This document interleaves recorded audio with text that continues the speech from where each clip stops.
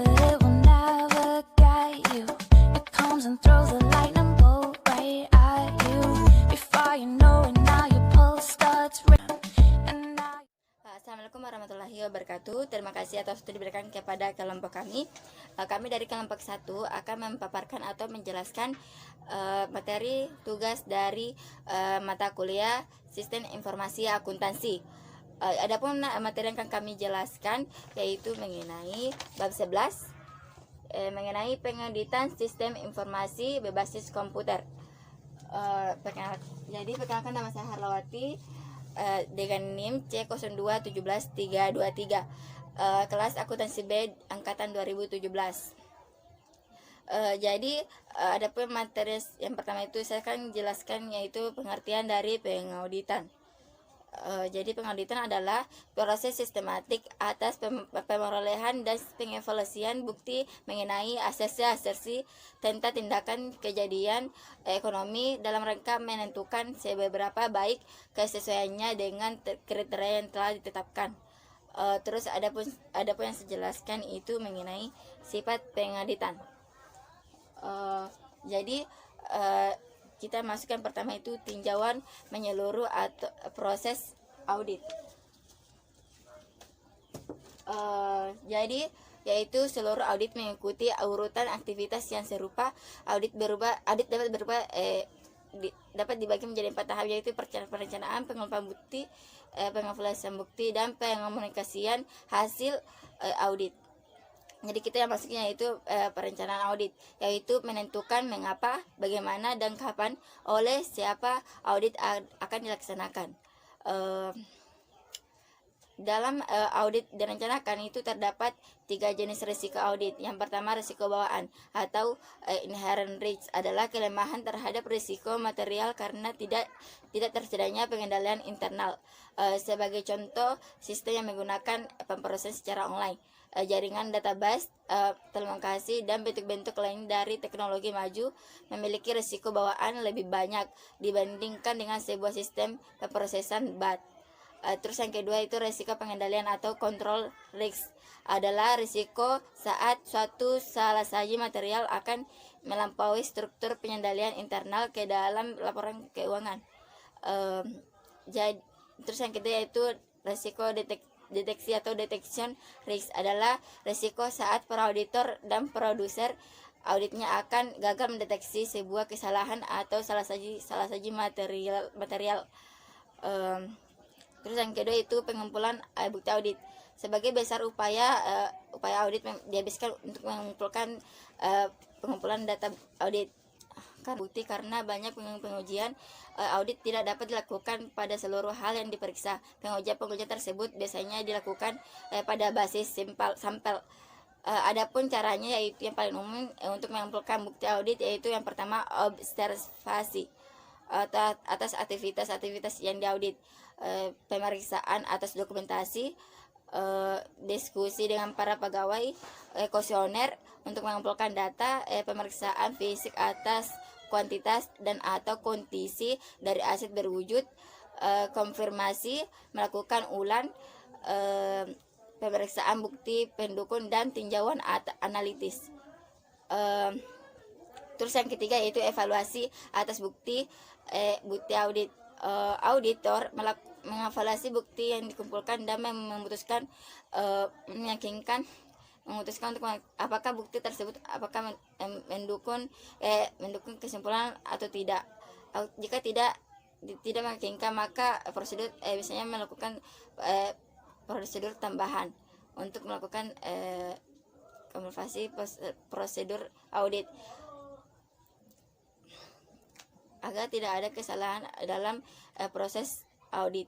Terus yang keempat yaitu komunikasi hasil audit. Auditor mengirimkan sebuah laporan tertulis yang merangkum temuan-temuan audit dan rekomendasi kepada manajemen, komite audit, dan dewan direksi dan pihak-pihak lain yang berkepentingan. Kemudian auditor biasanya melakukan studi tindak lanjut untuk memastikan apakah rekomendasinya dilaksanakan atau dilakukan. Terus kita masuk yang pendekatan audit berbasis risiko. Pendekatan evaluasi pengendalian internal berikut disebut pendekatan audit berbasis risiko, memberikan sebuah kerangka untuk menjalankan audit sistem informasi. Itu ada 4. Jadi yang pertama itu menentukan ancaman atau penipuan dan kesalahan yang akan dihadapi perusahaan. Ini adalah sebuah daftar dari penyalahgunaan dan perusakan yang secara kebetulan atau disengaja pada sistem terbuka. Terus yang kedua yaitu mengidentifikasi prosedur pengendalian yang mencegah, mendeteksi atau memperbaiki ancaman. Yaitu hal tersebut adalah seluruh pengendalian yang harus dipertimbangkan manajemen dan harus diperiksa uji oleh auditor untuk minimalkan ancaman. Yang ketiga itu mengevaluasi prosedur pengendalian. Yaitu dievaluasi dalam 2 cara. Yaitu yang pertama, sebuah ditinjak sistem atau menentukan apakah prosedur pengendalian benar-benar dilaksanakan. Yang kedua itu uji pengendalian, dilakukan untuk menentukan apakah pengendalian yang ada berjalan seperti yang dikehendaki atau direncanakan. Terus yang terakhir itu keempat, mengevaluasi kelemahan pengendalian untuk menentukan dampaknya dalam jenis, waktu, atau tingkatan prosedur pengauditan. Yaitu jika auditor menentukan bahwa risiko pengendalian terlalu tinggi karena sistem pengendalian yang tidak memadai, auditor mungkin harus mengumpulkan lebih banyak bukti yang lebih baik atau bukti yang lebih cepat waktu. Kelemahan pengendalian dalam suatu area mungkin dapat diterima jika terdapat yang namanya pengendalian kompensasi dalam area lainnya. Pendekatan berbasis risiko memberikan para auditor tersebut pemahaman yang lebih jelas atas penipuan dan kesalahan yang terdapat terjadi serta risiko dan pengungkapan yang terkait. Jadi pendekatan ini membantu biasanya mereka merencanakan bagaimana menguji dan mengevaluasi pengendalian internal serta bagaimana merencanakan prosedur audit lanjutan. Dan kemudian hasilnya adalah sebuah dasar yang kuat untuk mengembangkan rekomendasi bagi manajemen untuk bagaimana sistem pengendalian sistem CA atau sistem informasi akuntansi yang harus ditingkatkan. Mungkin itu yang bisa saya jelaskan dan akan dilakukan oleh teman kelompok saya. Assalamualaikum warahmatullahi wabarakatuh. Keamanan terhadap sistem informasi yang terhadap sistem informasi komputer itu sudah dikendalikan atau tidak. Nah, di dalam caranya yaitu ada 2 prosedur yang dilakukan oleh sebuah perusahaan. Yang pertama yaitu prosedur pengendalian. Nah, di prosedur pengendalian ini untuk meminimalkan ancaman termasuk bagaimana rancangan-rancangan yang digunakan oleh perusahaan untuk melakukan perlindungan terhadap keamanan dan informasi komputer. Terus yang kedua yaitu prosedur tinjauan. Prosedur tinjauan ini meliputi pemeriksaan secara detail terhadap lingkup-lingkup komputer atau lingkup-lingkup sekitar komputer, baik itu pemeriksaan terhadap situs web komputer, kemudian wawancara terhadap personal di bidang komputer maupun perusahaan yang memiliki kaitan erat dengan bidang sistem komputer. Kemudian dari segi kebijakan operasional, kebijakan asuransi, dan rencana pemulihan terhadap suatu bencana yang dialami oleh perusahaan. Nah, kemudian cara auditor untuk memeriksa apakah keamanan secara menyeluruh ini sudah sesuai dengan keinginan perusahaan atau tidak, atau sesuai dengan koridor yang ditentukan atau tidak, yaitu dengan cara melihat prosedur yang digunakan oleh perusahaan. Dari prosedur ini, auditor dapat menilai apakah yang dilakukan oleh perusahaan ini atau apakah rancangan perusahaan ini untuk meminimalkan segala risiko atau kesalahan dalam perusahaan ini sudah berjalan baik atau tidak. Kemudian yang kedua yaitu pengembangan program dan akuisisi. Nah, di pengembangan program dan akuisisi ini yaitu perusahaan melakukan pengendalian terhadap 2 hal yang sering sekali berkaitan dengan pengembangan program. Yang pertama yaitu kelalaian pemrograman. Misalnya ada pemrograman yang salah, kemudian dari segi spesifikasi sistem atau versi sistem lah, apakah sistem itu sudah yang terbaru atau tidak. Kadang salahnya di situ. Kemudian yang kedua yaitu instruksi yang tidak diotorisasikan atau yang tidak disetujui terlebih dahulu oleh pihak manajemen, kemudian itu sengaja disisipkan ke dalam program. Assalamualaikum warahmatullahi wabarakatuh.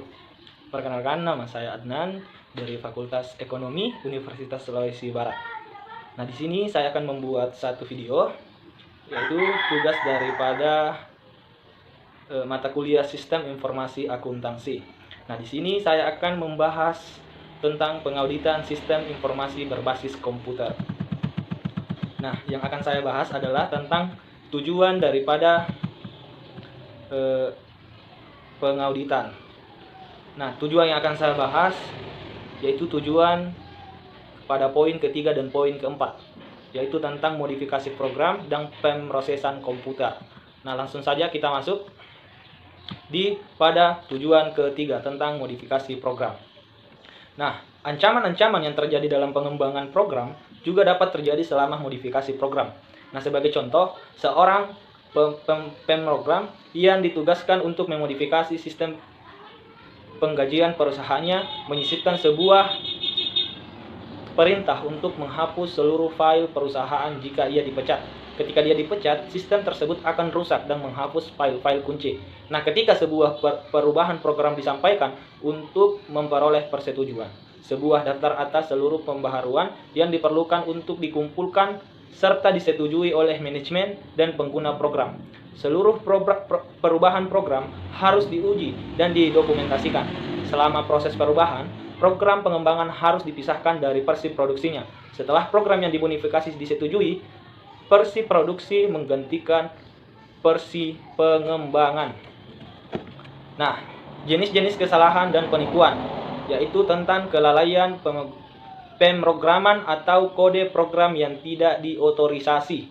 Nah, untuk prosedur pengendaliannya ada beberapa poin. Yang pertama itu daftar komponen-komponen program yang dimodifikasi. Yang kedua, otorisasi dan persetujuan manajemen atas modifikasi program. Yang ketiga, persetujuan pengguna atas spesifikasi perubahan program. Keempat, pengujian menyeluruh atas perubahan program, termasuk pengujian penerimaan pengguna. Yang kelima, dokumentasi perubahan program yang lengkap, termasuk persetujuan. Yang keenam, yaitu pemisahan versi pengembangan, pengujian, dan diproduksi atas program. Yang ketujuh, perubahan-perubahan diimplementasikan oleh personel yang independen atas pengguna dan pemrogram. Yang kedelapan, yaitu pengendalian akses logis. Nah, itu tadi adalah prosedur daripada pengendalian. Nah, untuk prosedur audit, yaitu tinjauan sistem. Yang pertama itu adalah memeriksa kebijakan, standar, dan prosedur modifikasi program. Yang kedua, memeriksa standar dokumentasi untuk modifikasi program. Yang ketiga, memeriksa dokumentasi final atas modifikasi program. Yang keempat, memeriksa pengujian modifikasi program dan menguji prosedur persetujuan. Yang kelima, memeriksa spesifikasi pengujian, data pengujian, dan hasil pengujian. Yang kelima, memeriksa kebijakan dan prosedur persetujuan pengujian. Keenam, memeriksa standar evaluasi pemrograman. Yang ketujuh, mendiskusikan kebijakan serta prosedur modifikasi dengan manajemen, pengguna, dan personel sistem. Yang kedelapan, yaitu memeriksa kebijakan dan prosedur pengendalian akses logis. Nah, untuk prosedur audit, yaitu tentang pengujian atas pengendalian, yaitu memverifikasi persetujuan sign-off pengguna dan manajemen untuk perubahan program. Yang kedua, memverifikasi bahwa komponen-komponen program yang dimodifikasi telah diidentifikasi dan didaftar. Dan yang ketiga, yaitu memverifikasi bahwa prosedur dan dokumentasi pengujian perubahan program itu memenuhi standar. Nah, untuk pengendalian kompensatif, yaitu terdapat dua poin. Yang pertama itu pengujian audit independen atas perubahan program yang tidak diotorisasi atau salah. Nah, untuk yang kedua adalah pengendalian pemrosesan yang kuat. Nah, terdapat 3 cara auditor untuk menguji perubahan program yang tidak diotorisasi. Yang pertama itu yaitu setelah menguji sebuah program baru, auditor menyimpan salinan dari kode sumbernya. Auditor menggunakan sebuah program perbandingan kode sumber untuk membandingkan versi terkini dari program dengan kode sumber. Jika tidak ada perubahan yang diotorisasi, dua versi tersebut harus sama. Segala perbedaan harus diselidiki. Jika perbedaannya adalah sebuah perubahan yang diotorisasi, auditor menguji spesifikasi perubahan program untuk memastikan bahwa perubahan diotorisasi dan digabungkan dengan benar. Untuk yang kedua yaitu dalam teknik pemrosesan ulang. Nah, di sini auditor memproses ulang data menggunakan kode sumber dan membandingkan outputnya dengan output perusahaan. Nah, dari perbedaan yang terdapat di dalam output diselidiki. Dan untuk yang poin terakhir, poin ketiga adalah dalam simulasi paralel atau parallel simulation. Auditor menuliskan sebuah program bukannya menggunakan kode sumber, membandingkan output dan menyelidiki segala perbedaan. Simulasi paralel dapat digunakan untuk menguji sebuah program selama proses implementasi. Nah, sebagai contoh, Jason menggunakan teknik untuk menguji bagian dari penggajian terbaru pada Departemen Penjualan milik SPP. Nah, itu tadi tujuan yang ketiga. Nah, kita masuk ke tujuan yang keempat tentang pemrosesan komputer. Nah, kita masuk pada tujuan yang keempat yaitu tentang pemrosesan komputer. Nah, selama pemrosesan komputer, sistem mungkin gagal mendeteksi input yang salah, memperbaiki kesalahan input dengan benar, memproses input yang salah, atau tidak mendistribusikan atau mengungkapkan output yang tepat. Nah, untuk pengolahan data pengujian, satu cara untuk menguji sebuah program adalah memproses satu set hipotesis atas transaksi yang valid dan tidak valid. Program tersebut harusnya memproses seluruh transaksi valid dengan benar dan menolak semua yang tidak valid. Seluruh path-logis harus dicek dengan satu atau lebih transaksi-transaksi pengujian. Data yang tidak valid termasuk catatan dengan data yang hilang.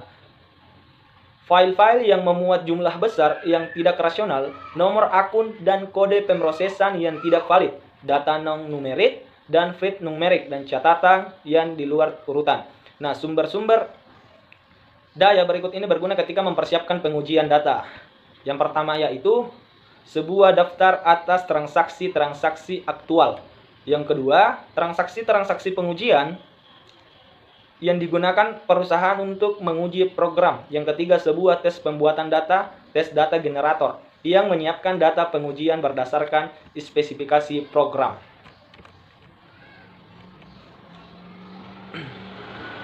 Nah, teknik-teknik audit bersama. Otorisasi dan persetujuan manajemen atas modifikasi program. Yang ketiga, persetujuan pengguna atas spesifikasi perubahan program. Keempat, pengujian menyeluruh atas perubahan program, termasuk pengujian penerimaan pengguna. Yang kelima, dokumentasi perubahan program yang lengkap, termasuk persetujuan. Yang keenam, yaitu pemisahan versi pengembangan, pengujian, dan diproduksi atas program. Yang ketujuh, perubahan-perubahan diimplementasikan oleh personel yang independen atas pengguna dan pemrogram. Yang kedelapan yaitu pengendalian akses logis. Nah, itu tadi adalah prosedur daripada pengendalian. Nah, untuk prosedur audit yaitu tinjauan sistem. Yang pertama itu ya adalah memeriksa kebijakan, standar, dan prosedur modifikasi program. Yang kedua, memeriksa standar dokumentasi untuk modifikasi program. Yang ketiga, memeriksa dokumentasi final atas modifikasi program. Yang keempat, memeriksa pengujian modifikasi program dan menguji prosedur persetujuan. Yang kelima, memeriksa spesifikasi pengujian, data pengujian, dan hasil pengujian. Yang kelima, memeriksa kebijakan dan prosedur persetujuan pengujian. Keenam, memeriksa standar evaluasi pemrograman.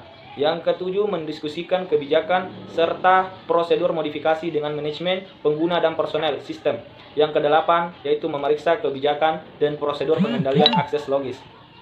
Nah, untuk prosedur audit, yaitu tentang pengujian atas pengendalian, yaitu memverifikasi persetujuan sign-off pengguna dan manajemen untuk perubahan program. Yang kedua, memverifikasi bahwa komponen-komponen program yang dimodifikasi telah diidentifikasi dan didaftar. Dan yang ketiga, yaitu memverifikasi bahwa prosedur dan dokumentasi pengujian perubahan program itu memenuhi standar.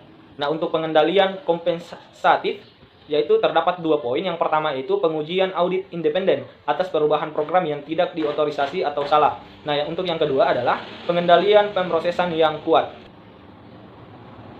Itulah video yang sempat saya buat tentang tujuan daripada sistem informasi audit. Sekian dari saya. Assalamualaikum warahmatullahi wabarakatuh. Assalamualaikum warahmatullahi wabarakatuh. Nama saya Sinaria. Saya akan menjelaskan mengenai tujuan kelima dan keenam dari sistem informasi.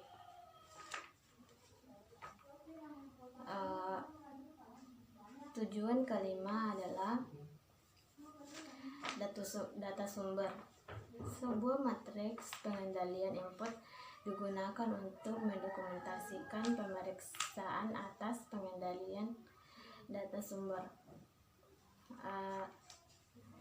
Matriks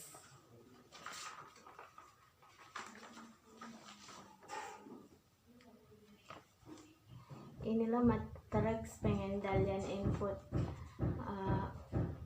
Kolom pertama terdapat nama catatan, yaitu laporan waktu mingguan pegawai. Terus pengendalian input terdapat total finansial, total hash, hitungan catatan, saldo cross voting,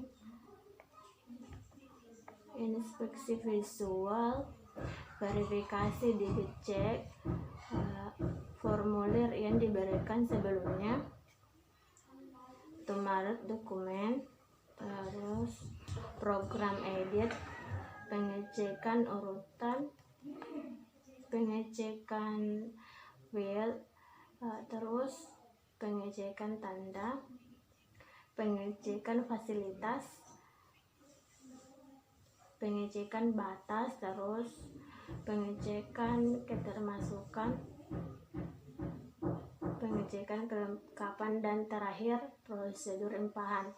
Terus kolom kedua terdapat nomor pegawai, nama terakhir, nomor departemen, terus kode transaksi, akhir minggu atau tanggal, jam reguler, dan yang terakhir ini jam lembur. Terus yang kolom ketiga itu terdapat komentar.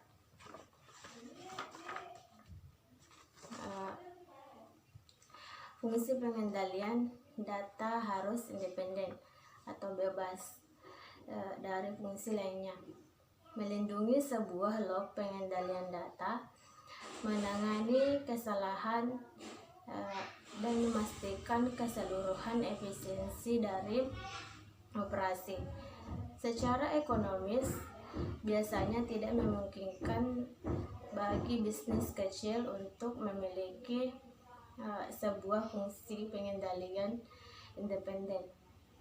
Untuk penggantinya, pengendalian departemen pengguna harus lebih kuat dalam mematuhi persiapan data. Total pengendalian program edit, pembatasan pada akses fisik yang logis, serta prosedur penanganan kesalahan. Prosedur ini harus menjadi sebuah fokus dari tujuan sistem oleh tujuan auditor. Ketika ini tidak ada fungsi pengendalian data independen, meskipun pengendalian data sumber tidak sering mengalami perubahan. Seberapa ketatnya pengendalian tersebut ditetapkan dapat berubah pada auditor secara teratur untuk mengujinya. Auditor menguji sistem dengan mengevaluasi sampel data sumber untuk otorisasi dengan cepat, merekonsiliasi pengendalian batch, serta mengevaluasi apakah kesalahan edit data telah dievaluasi, telah dikirim ulang untuk pemrosesan. Jika pengendalian data sumber tidak memadai, pengendalian departemen, pengguna, dan pengolahan data dapat menggantikannya. Jika tidak, para auditor harus merekomendasikan agar kekurangan dalam data sumber diperbaiki. Selanjutnya, tujuan yang keenam yaitu file data. Tujuan keenam memperhatikan tentang ketepatan, integritas, dan keamanan atas data yang disimpan dalam file yang dapat dibaca oleh mesin. Jika pengendalian file sungguh belum mencukupi, terutama terkait dengan akses fisik atau logis atau prosedur backup dan pemulihan, auditor seharusnya merekomendasikan agar pengendalian tersebut diperbaiki. Pendekatan pengauditan dengan tujuan adalah sebuah upaya yang komprehensif, sistematik, dan efektif atas evaluasi pengendalian internal. Pendekatan ini dapat diimplementasikan menggunakan sebuah checklist prosedur bagi setiap tujuan. Checklist ini membantu auditor mencapai sebuah tujuan terpisah untuk tiap-tiap tujuan yang mengarahkan pada pengendalian kompensasi yang baik. Masing-masing dari 6 checklist tersebut harus dilengkapi dengan untuk setiap aplikasi yang signifikan. Baik, itulah tadi pemaparan materi dari saya. Kurang lebihnya mohon dimaafkan. Wabillahi taufiq wal hidayah. Wassalamualaikum warahmatullahi wabarakatuh. Ya, baik saja, langsung saja saya Nindita Mulandri melanjutkan sebuah materi, yaitu bagian saya perangkat lunak. Jadi yang pertama itu Computer Assisted Audit Techniques, jadi biasa disingkat dengan CAATS. CAATS ini mengacu pada perangkat lunak audit yang sering biasa disebut dengan GAS, yaitu Generalized Audit Software. Jadi yang menggunakan spesifikasi yang disediakan auditor untuk menghasilkan sebuah program untuk menjalankan fungsi audit, sehingga akan mengotomatiskan atau menyederhanakan proses audit. Jadi dua perangkat ini, perangkat lunak ini yang paling populer, dan Audit Control Language atau ACL, dan Interactive Data Interaction and Analysis bisa disebut dengan IDEA. Jadi CAATS ini sangat sesuai dengan untuk memeriksa file data yang benar dalam mengidentifikasi catatan yang memerlukan pengawasan audit lebih jauh. Jadi pemerintah Amerika Serikat ini mengemukakan bahwa CAATS ini merupakan alat berharga dalam mengurangi defisit anggaran negara yang tinggi. Jadi perangkat lunak tersebut digunakan untuk mengidentifikasi tuntutan palsu Medicare dan menunjukkan biaya yang berlebih dari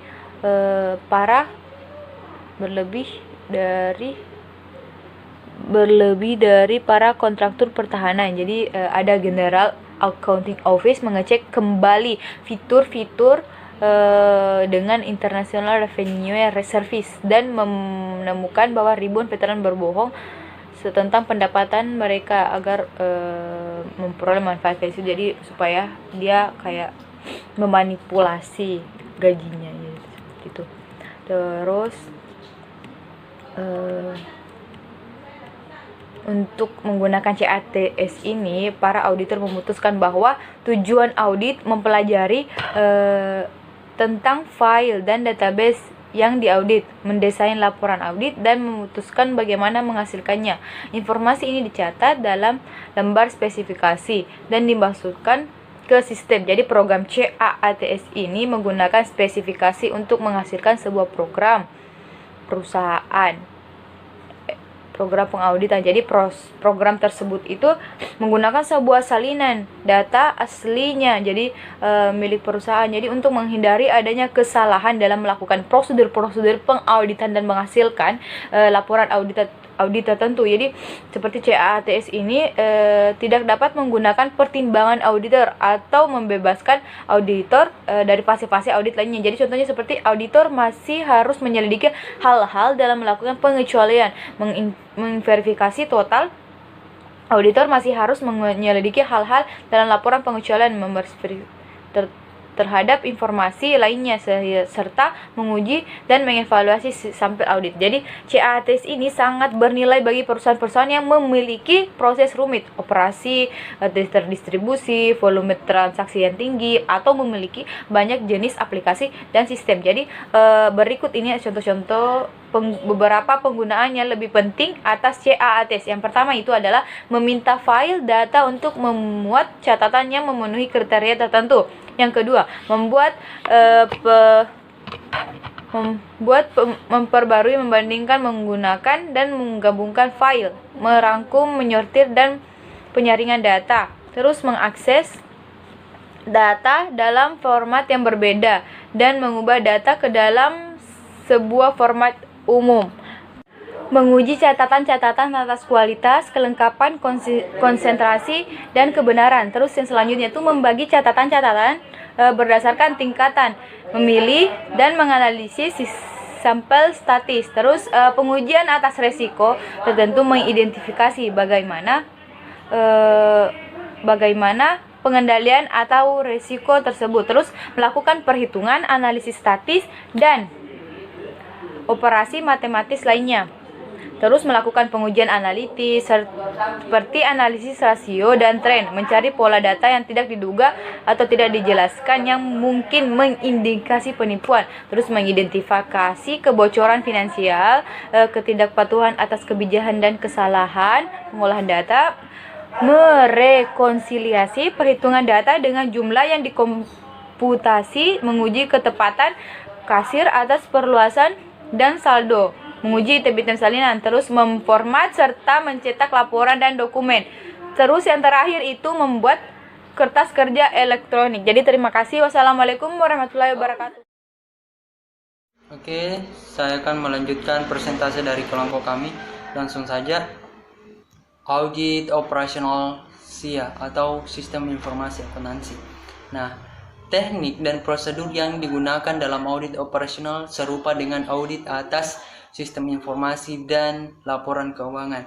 Tetapi ada perbedaan yang mendasar, yaitu lingkup audit. Nah, perbedaan yang mendasarnya yaitu sebuah audit sistem informasi ditujukan pada pengendalian internal dan audit keuangan atas output dari sebuah sistem. Nah, sedangkan audit operasional yaitu melihat dari segala aspek atas manajemen sistem.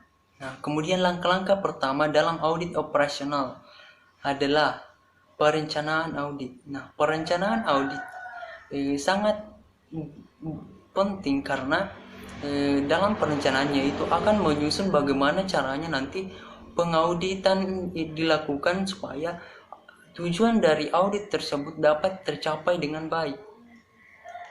Kemudian pada suatu waktu saat lingkup dan tujuan audit ditetapkan, maka tinjauan sistem akan dilakukan atau pemeriksaan sistem. Nah, kemudian sebuah program audit tentatif disiapkan.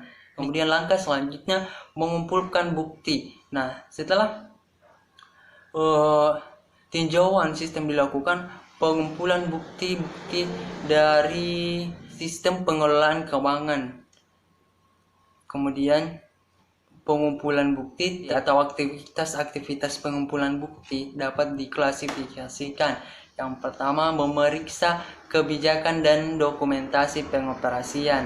Kemudian yang kedua, mengonfirmasi prosedur-prosedur dengan manajemen dan personal pengoperasian. Terus mengobservasi fungsi-fungsi dan aktivitas-aktivitas pengoperasian. Kemudian memeriksa rencana serta laporan finansial dan pengoperasian. Kemudian menguji ketepatan atas informasi pengoperasian. Kemudian yang terakhir, menguji pengendalian. Nah, kenapa dilakukan pengujian pengendalian? Karena untuk menilai apakah audit yang dilakukan sudah efektif dan efisien atau tidak. Nah, pada tahap pengevaluasian bukti, audit mengukur sistem terhadap salah satu sistem yang mengikuti prinsip-prinsip manajemen paling terbaik. Nah, satu pertimbangan terpenting adalah bahwa hasil dari kebijakan dan praktik manajemen lebih signifikan dibandingkan kebijakan dan praktik itu sendiri. Oleh karena itu, jika hasil baik dicapai melalui kebijakan-kebijakan dan praktik-praktik yang secara teoritis kurang baik, audit harus mempertimbangkan dengan cermat apakah peningkatan yang direkomendasikan secara substantif akan meningkatkan hasil, atau audit itu harus memikirkan apakah rekomendasi audit yang dilakukan akan meningkatkan hasil yang akan dicapai. Oke, itulah tadi persentase dari kelompok kami. Sekian, assalamualaikum warahmatullahi wabarakatuh.